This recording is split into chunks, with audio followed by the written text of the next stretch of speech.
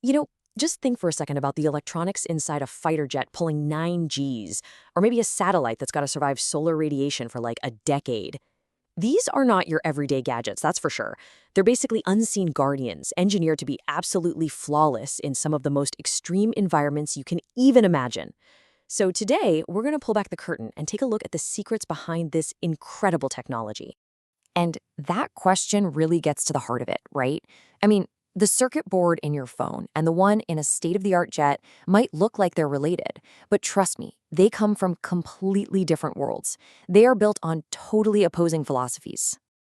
All right, so let's step into this world of high-stakes electronics. This is a place where perfection isn't just a goal, it's pretty much the price of entry.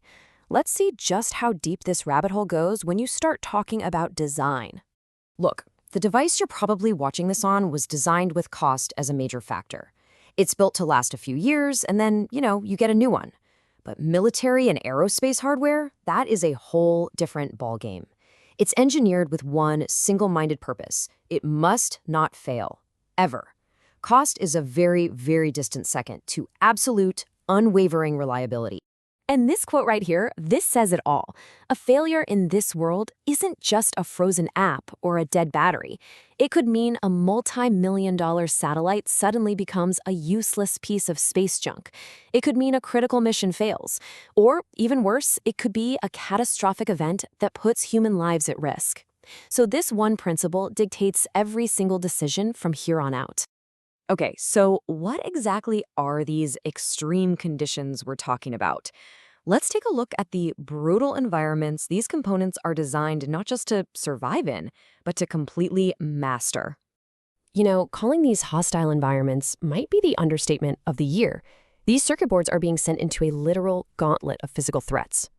Seriously, just try to imagine being attacked from all sides, all at once.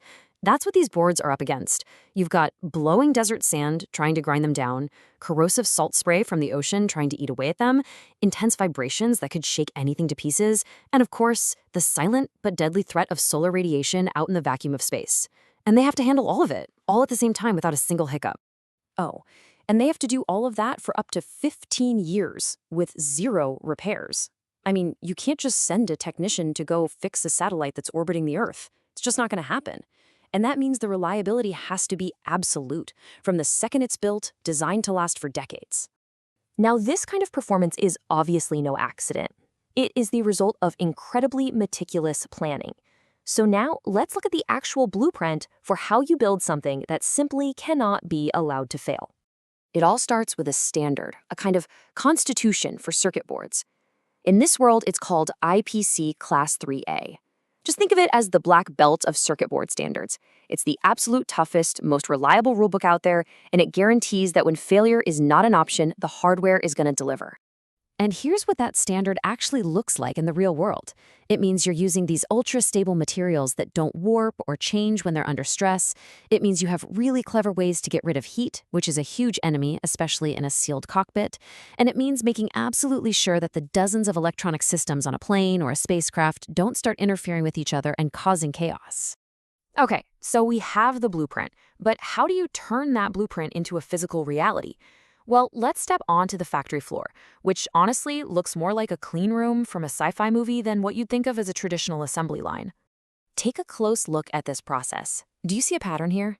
Every single step of creation, like printing the solder paste or placing a tiny component, is immediately followed by a step of intense inspection. It is a relentless cycle of build, then verify. Build, then verify. Nothing, and I mean nothing, is left to chance. And that right there is the core philosophy. In this world, checking your work is just as important, maybe even more important than doing the work in the first place. Perfection is never assumed. It has to be proven over and over at every single stage. This is where it gets really cool, where X-ray vision basically becomes a reality. Automated X-ray inspection lets engineers see right through the components. They're hunting for microscopic flaws and hidden connections. Tiny flaws that could lie dormant for years before waking up and causing a catastrophic failure. And check out this brilliant little detail. Normal soldering just happens in the open air, right? But the oxygen in the air acts like a tiny saboteur, creating microscopic rust on the connections. So for these critical boards, they get rid of the air entirely and do the soldering in a pure nitrogen environment. It's such a simple sounding change, but it has a massive impact on the board's lifespan and its reliability. And for the final step, the board gets its own suit of armor. It's called a conformal coating, a super thin layer of polymer that gets applied and cured.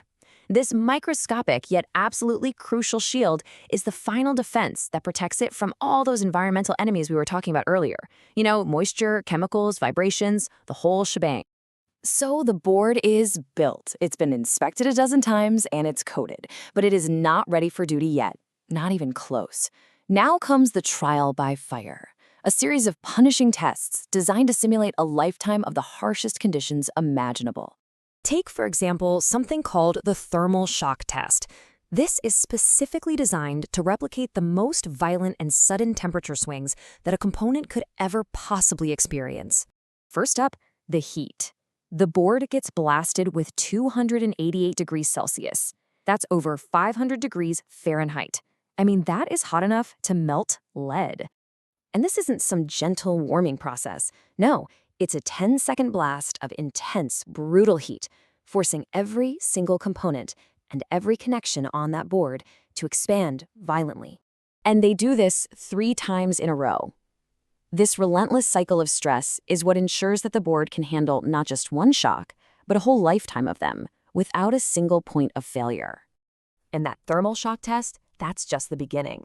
These boards are also baked in ovens to simulate aging. They're physically peeled apart to test how well their layers are bonded.